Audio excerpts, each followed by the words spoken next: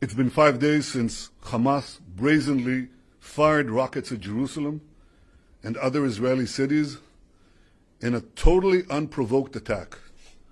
This past week, millions of Israelis were forced into bomb shelters as missiles rained down on our cities. Several Israelis have been killed, many more have been wounded. You know, and I know, no country would tolerate this. Israel will not tolerate this. Israel has responded forcefully to these attacks, and we will continue to respond forcefully until the security of our people is reinstated and restored.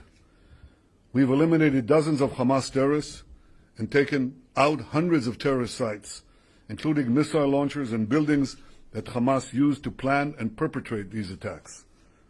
2 nights ago, Israel also seriously degraded the terror infrastructure of Hamas. We knocked out part of the vast subterranean tunnel network that Hamas uses to attack Israel.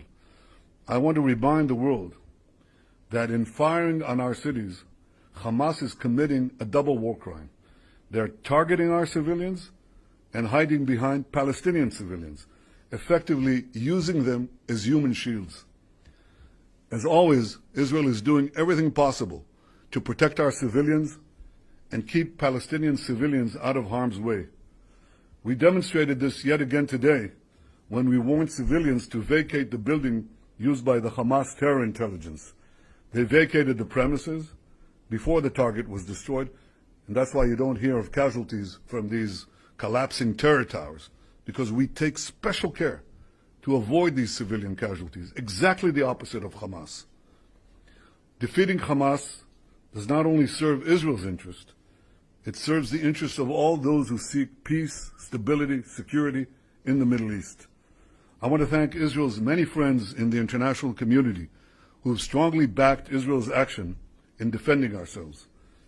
I want to thank the President of the United States, Joe Biden, and I want to thank the many countries, including European countries, that flew the Israeli flag in solidarity on their government buildings. No one should have any equivocation about the choice that is so clear here. And I want to thank President Biden for his clear and unequivocal support. You cannot equate a democracy that values life with a terror organization that glorifies death. I also want to say a word about the violence we've seen in recent days within Israeli towns, from Lod to Bat Yam, from Akko to Haifa. The Jewish state will not tolerate pogroms against our citizens. We will not allow our Jewish citizens to be lynched or to live in fear of murderous Arab gangs. We will not tolerate the torching of synagogues and the torching of property. At the same time, we will not allow Jews to take the law into their own hands and attack innocent Arabs or lynch an innocent Arab. There was one such case, such effort. We won't allow these attacks on innocent civilians, Arabs and Jews alike.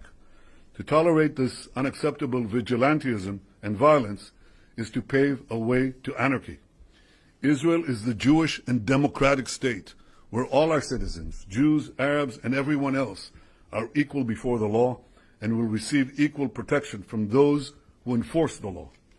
I am fully confident that Israel will be able to deal with these threats from without and these threats from within.